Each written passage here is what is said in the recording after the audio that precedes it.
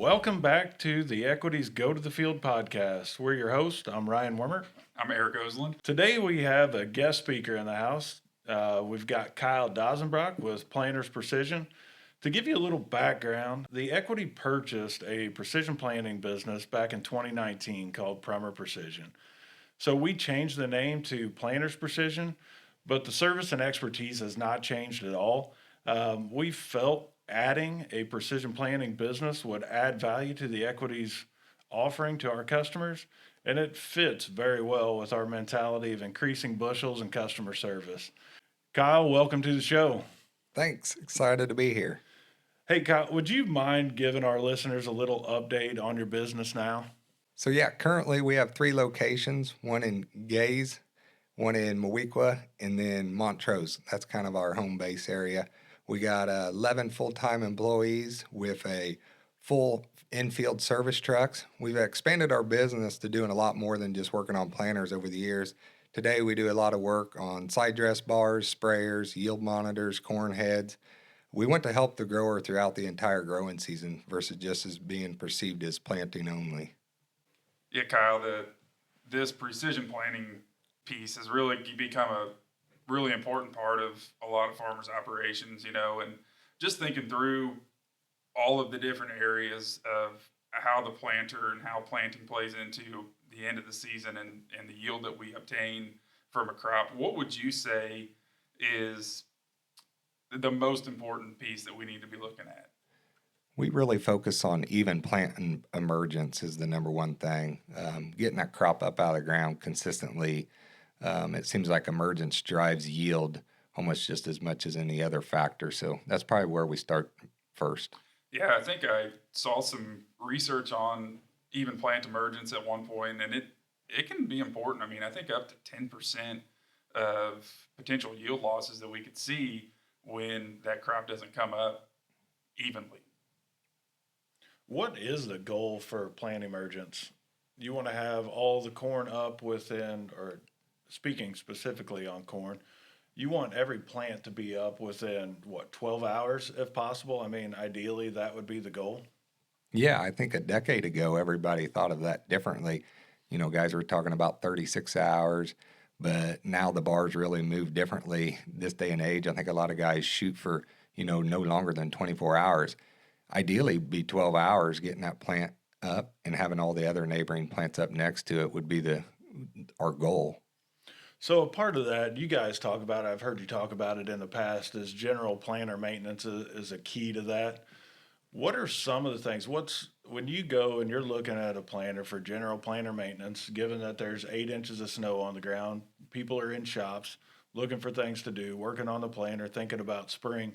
What's the first thing when you're walking around a planter that you're looking for? Yeah, and that's something we have to get right, especially now with the low commodity prices. Inputs are fairly high. Getting it right this year and like every season, there's a lot on the line. What I like about planter maintenance is most of it you can do, and it just takes time and effort, and it doesn't take large dollar figures to do so.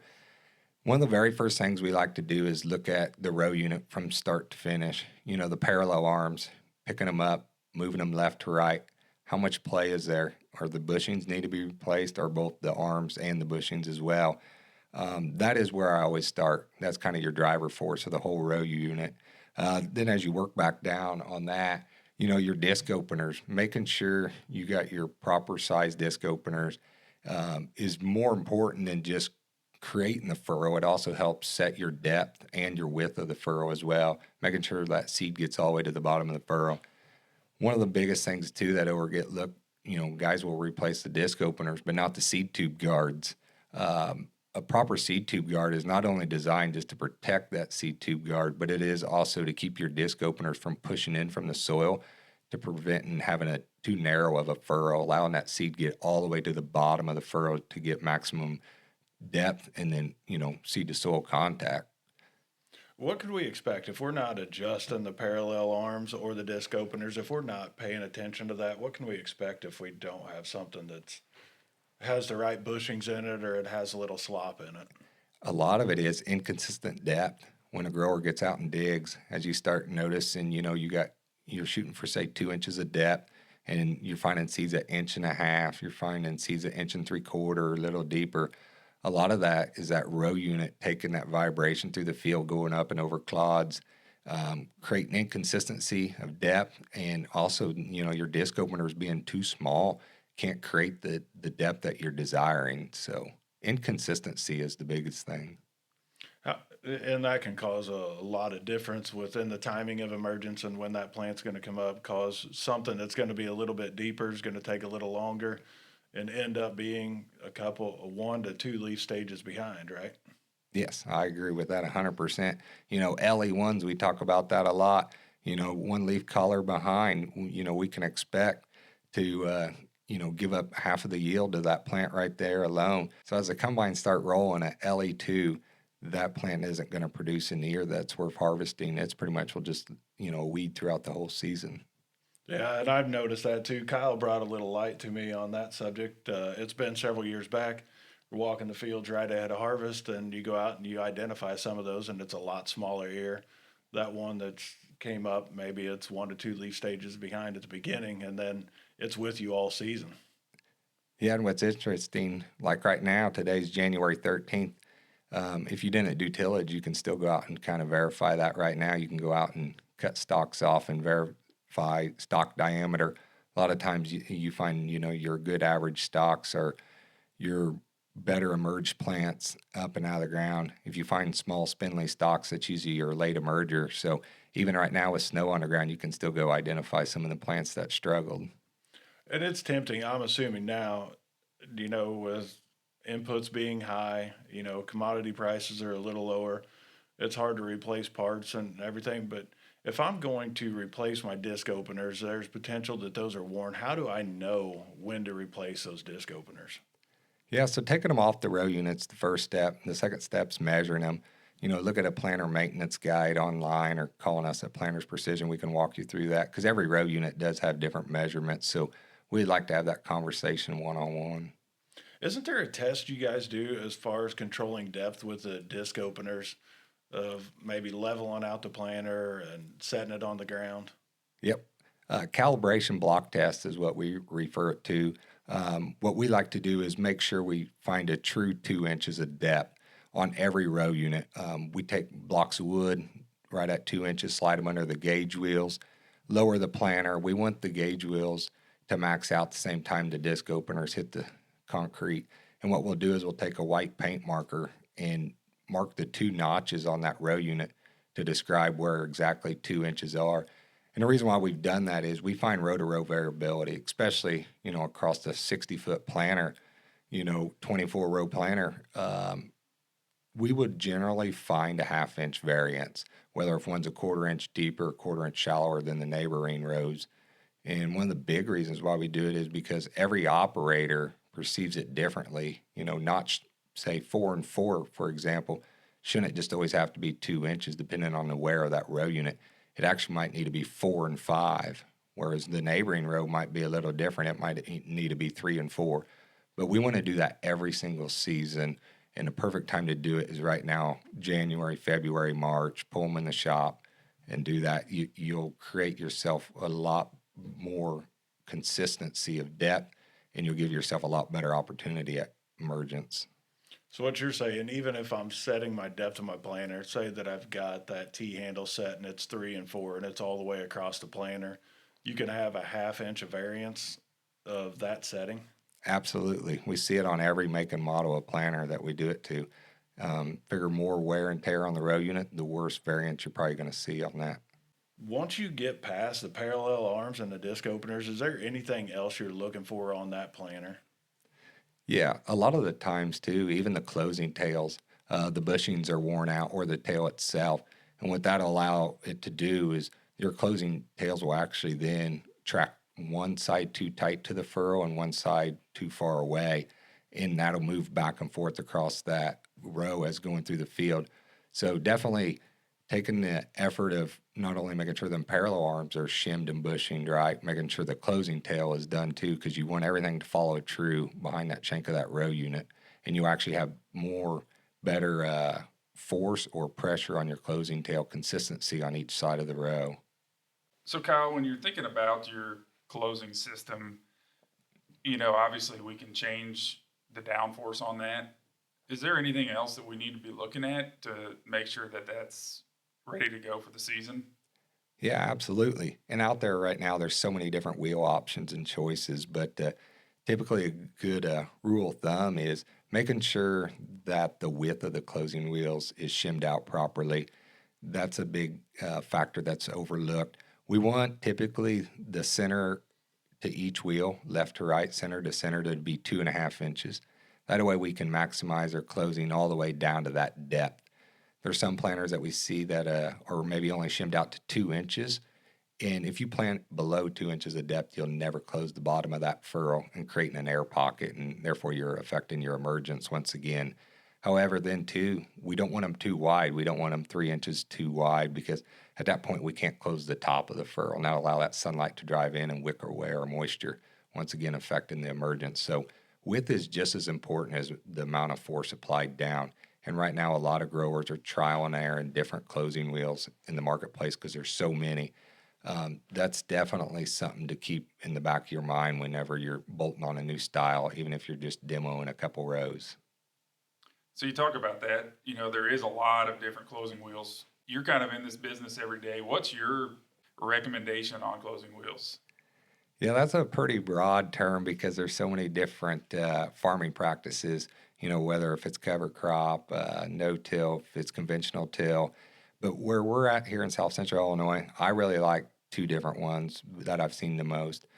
Precision Planning's got one called Furrow Force. I really like it because it's a two-stage closing system. Not only are we fracturing out the sidewall, but we're also firming in the back, as well as not just setting the downforce with that, we can also adjust our depth accordingly. So it works out really well, especially if you're planting corn and soybeans with that planter. The two-stage approach is definitely an advantage. Also, Yetter makes a poly twister or a cast twister as well. That has kind of been an all-around really nice closing wheel, kind of one of them happy mediums. Works well in a conventional till environment as well as no-till, multiple crops. And not only that, it works well whenever the conditions are dry or wet. Um, we've seen a really good advantage from the Yetter twisters as well. Those would be probably the top two that I would kind of recommend. So when you talk about fracturing the sidewall, is that going to help us with some of these issues we see with sidewall compaction? Because I know that that's an area, at least for year to year, we run into fields at the end of the season, and maybe the crop didn't quite turn out the way we hoped it would, and you start doing a little digging, and we see some of that sidewall compaction. Is that something that we can use to maybe overcome that a little bit? Yes, it will be an advantage.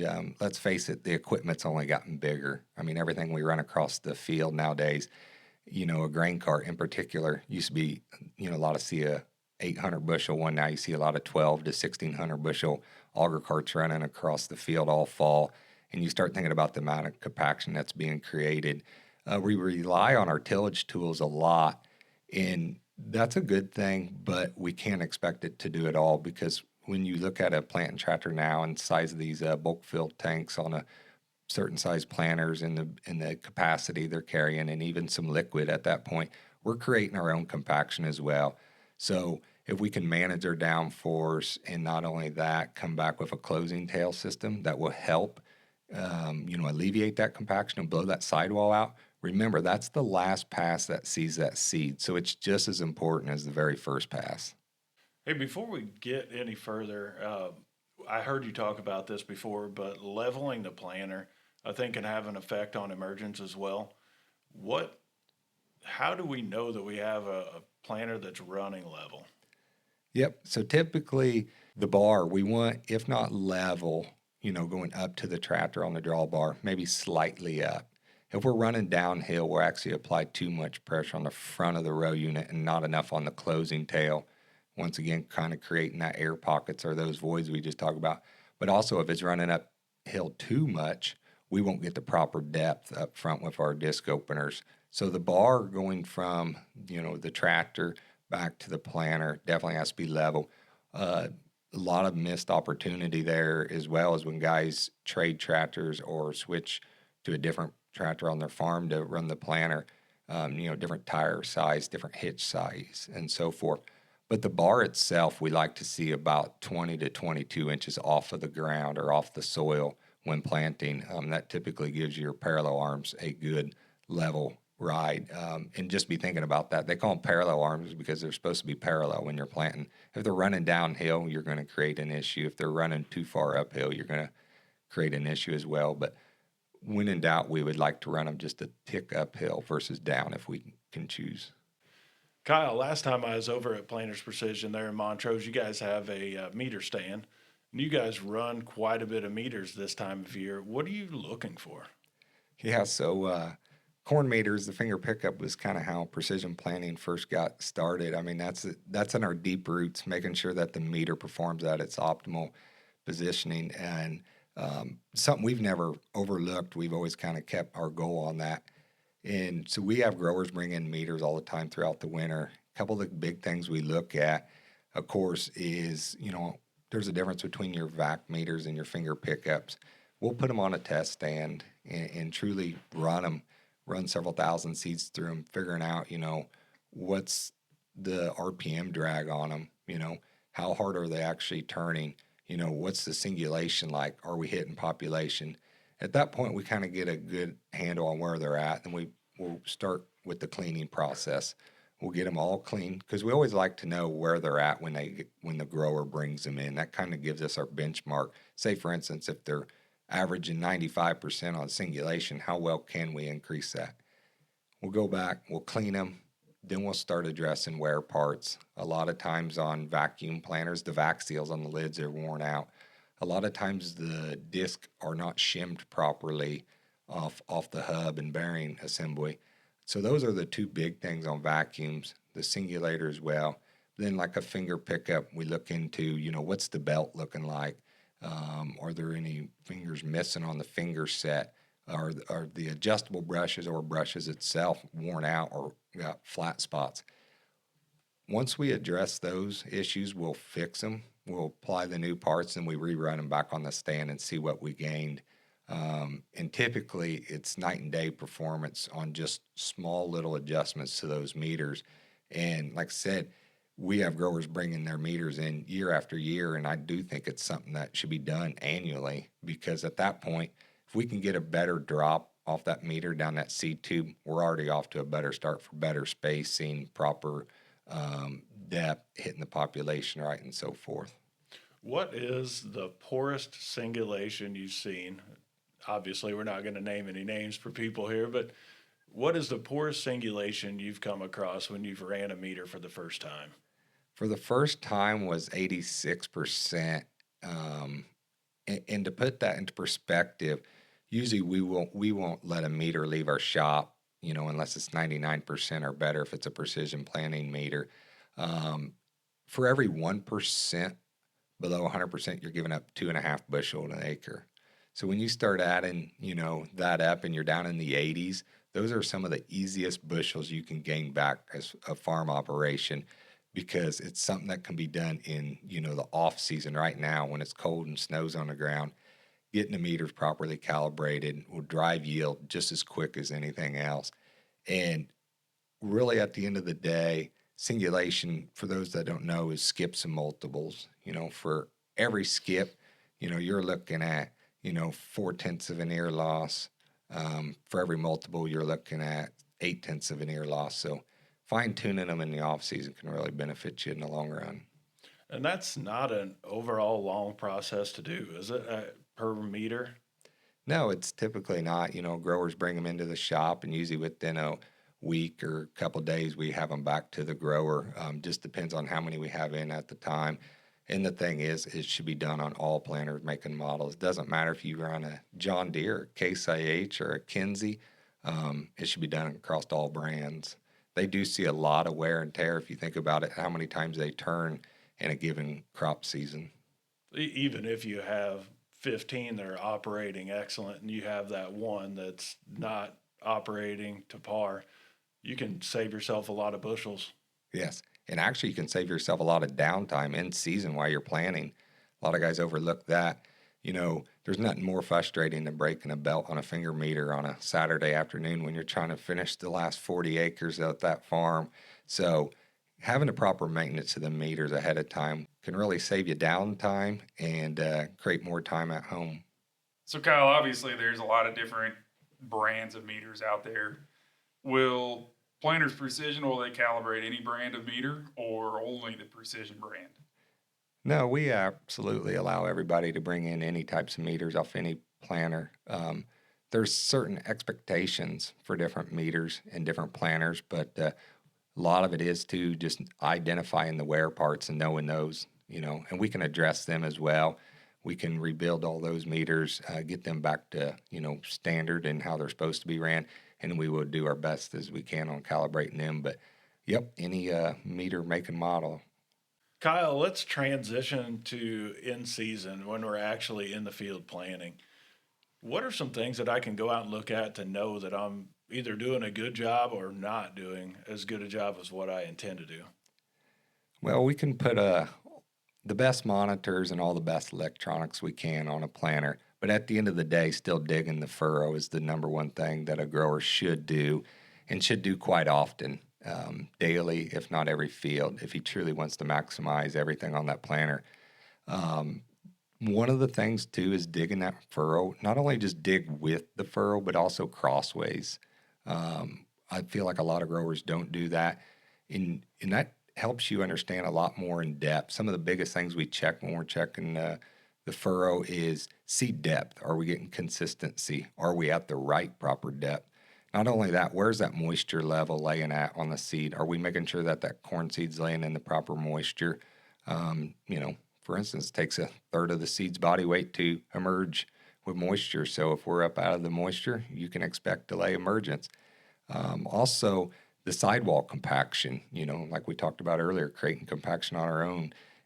Gauge wheels carry a lot of weight on them big, heavy row units. Making sure we're managing our downforce can help us determine how we can, when we're digging the furrow, make those proper settings accordingly. Seed to soil contact, making sure we don't have any residue or air pockets in the furrow as well. And that can come from, whether if it's adjusting your residue manager or your row cleaner on your planter, or even comes down to adjusting your tillage tool differently, if you're finding a lot of residue inside that furrow. But we definitely have to make sure we're not creating those air pockets and voids. You're finding plants leafed out under the ground. Typically, it's because we are getting sunlight in there. We're not getting that 100% seed to soil contact, causing ourselves leafing out. And that is something that we see greatly. I think a lot of it is because we find ourselves planting in less ideal conditions more than we do perfect conditions. Say that I do have an air pocket in there and I'm not getting the furrow closed. What do I need to look at when if I'm backtracking at that point, trying to look for issues? What am I looking for first? So the first thing is what I would do is I would check, like we talked about earlier, the width of that closing, making sure the closing wheels are wide enough to close that depth that you're trying to plan at. And if that is, then I would start looking at how much force I'm applying. Standard row unit either has a T handle or an airbag. If it does have an airbag, you might have to increase your air pressure to push more force on it.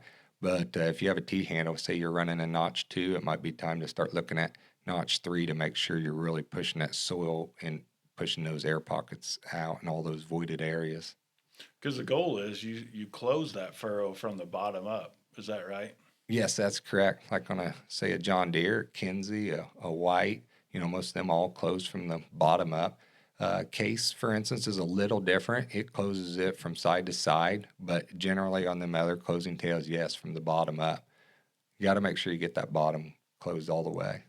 So Kyle, when you're getting out, you talked about getting out and digging a lot behind the planter, and obviously that's really important. So obviously depth is a really important piece of that. But what else are you looking for when you get behind and you start digging around in the furrow and across the furrow and some of those things you talked about? Yeah, sidewall compaction is one of the biggest ones that we find to be a threat and a yield robber because it really delays emergence for that crop to get up out of the ground as quick as we'd like it to. Typically, if you take your seed depth checker or pocket knife or a screwdriver, you can start picking away at that soil profile pretty quickly around that seed environment. Find out, does it crumble? Is it loose? If it is, you're probably doing a pretty good job.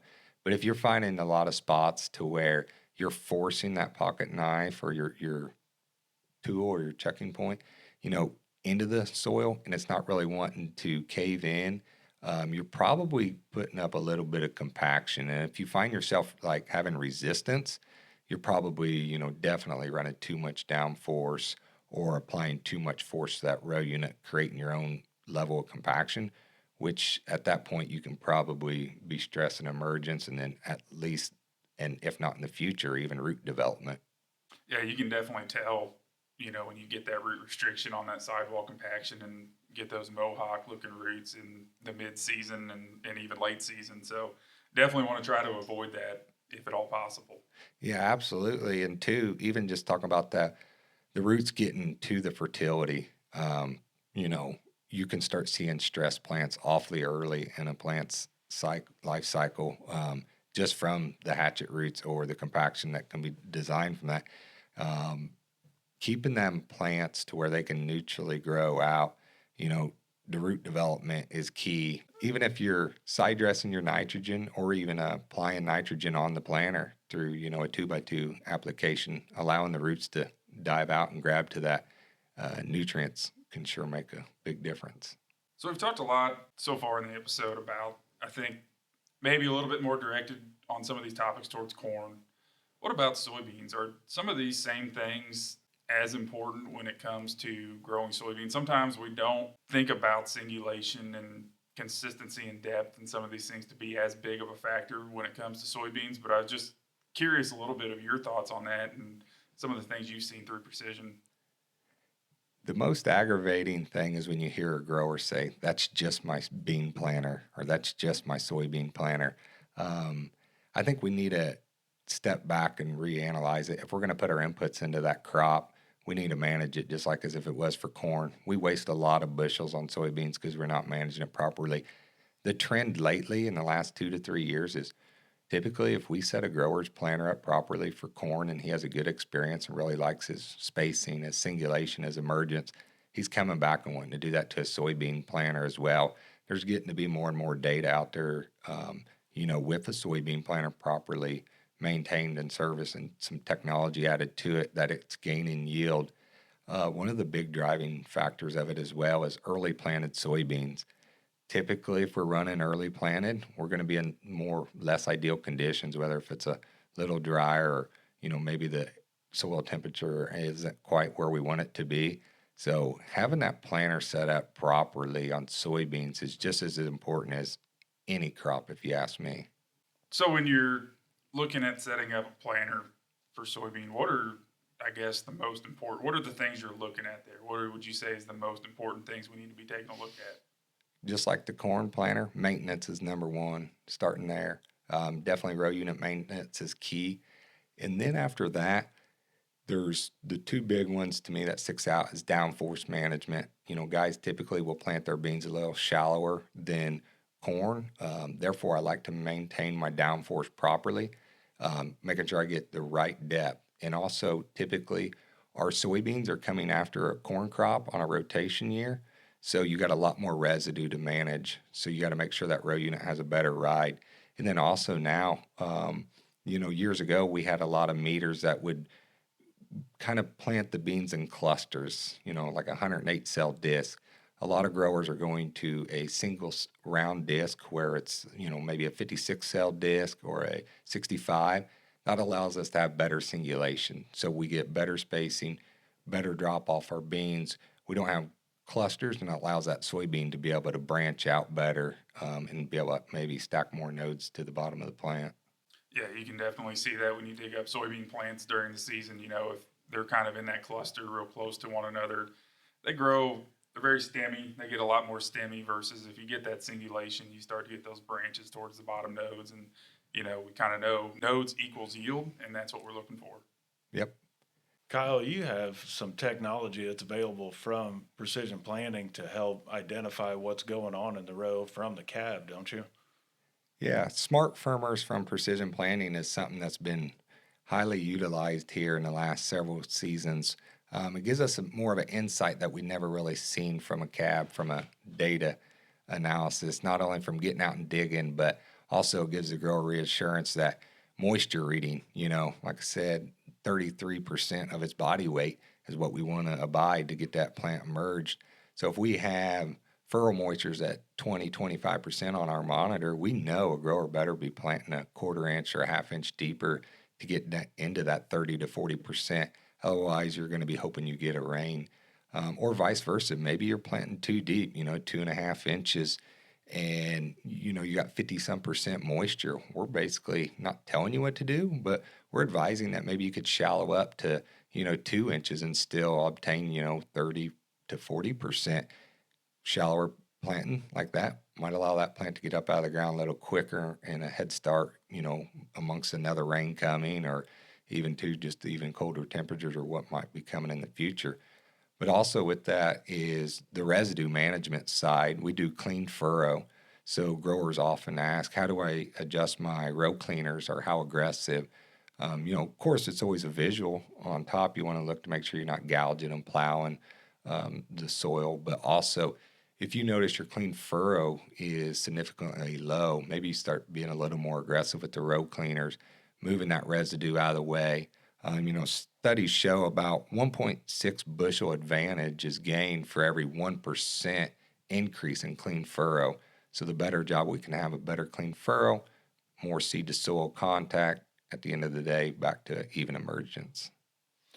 As you guys are setting up planters, you don't necessarily have to have a smart firmer on every row, do you? No, typically, way we look at it is it depends on every make and model a little different. But in general, 3 to 6 per planter. A 24 row, we'll put on 6. 40-foot planter, we'll put on 4. And say a 12 row, 30-foot planter, we'll just put on 3. But it gives the grower kind of an average of what's going on out there. And it does a lot more than that. It'll tell you your CEC level is your organic matter. It'll also tell you your soil temperature. So, of course, if you're planting early beans and you see your soil temperature is a lot lower than you want it, or corn, we're not telling you got to stop. We're just letting you know that it's a little chillier than what your seed would desire. Yeah, I think that's really good. Anytime you can take some of that subjectivity out of the equation, there's so many things you have to pay attention to when you're making that planter pass. So if you have some ways that you can track some of that digitally with some of this technology, I think that's just extremely useful. It gives a grower insight on an in furrow that he's never seen before. We've always had, downforce weigh pins, meters be able to read singulation, seed tube sensors to read population, but the furrow is kind of where it all happens. And the more data we have from that aspect, the more knowledge a grower can safely set his planter, leaving that field with 100% confidence that he believes his seed's in the best environment for that condition that he had in front of him. Well, and it also allow you to catch any issues that are going on. If you see something that's not exactly right, you can stop the planter, get out and check it, see what's going on in the field, and whether or not you need to make an adjustment. Yeah, absolutely. And, smart farmers too has allowed us to detect, gauge wheel arms being, hung up onto the row unit. We call it uniform furrow. We noticed that when one furrow is maybe more inconsistent than the other, it'll allow the grower and alert them about that. And like I said, we found rocks plugged up in between the gauge wheels, disc opener bearing out. So there's a lot of neat things that you can catch. Unfortunately, it's only if that smart farmer's on that one row. Kyle, I think we're running close on time. I think everybody's going to definitely appreciate all the insights that you've given them on planter maintenance, what to look for in season. What is, as we wrap up, is there one key thing that you want to remind growers of ahead of planting this season? I think it's to acknowledge your one major limiting factor, understanding what's costing you the most on yield. Whether if it is an emergence problem, or if it's singulation or spacing, or planter maintenance, what's costing you the most emergence, what's costing you the most yield. Because at the end of the day, that's going to drive more bushels back to the farm, more ROI. I see growers that deal with, poorly closing of the furrow, guys that aren't managing their residue properly and looking at row cleaners, or maybe it's even downforce. One of the ones that's overlooked at is efficiency on planting. Am I getting enough done in a day's time? Maybe I need to look at a high-speed planter. But I think every grower needs to step back this season and think about what cost me the most bushels and, how has it affected my farm or my operation. And that's something that I would be thinking about addressing going forth in 2026 because it's probably going to, show back up again at your farm. Kyle, one of the things I've been most impressed with Planters Precision is the team that you got behind you. Those guys are second to none and do a great job out in the country. And I think you guys go out and help customers identify some of these issues, don't you? Yeah, we use a lot of different tools. Smart Scout app now, we can walk with the grower through the emerging crop and understand, stand counts, plant emergence, plant health. We do a lot of digging yet, even after the plant's up and so forth. And, that's some of the funnest times that we have is actually now that the planter's through, we get to see the end result. How well did we do or how well did we not do? So there's no hiding it. There's always going to be some issues throughout the countryside, but that is where our homework starts is actually after that crop comes up because we got to figure out how we can get it better for that grower. So our team does an excellent job with it, and they're excited every time they go to the field. So it's been a blessing, I'll say that. With that, I think we're towards the end. If you guys do have any questions on planters, be sure to reach out to the Planters Precision team. They do an awesome job. With that, we'll wrap it up. Kyle, appreciate you being on the show, and we'll see you next time. Yeah, thanks for having me.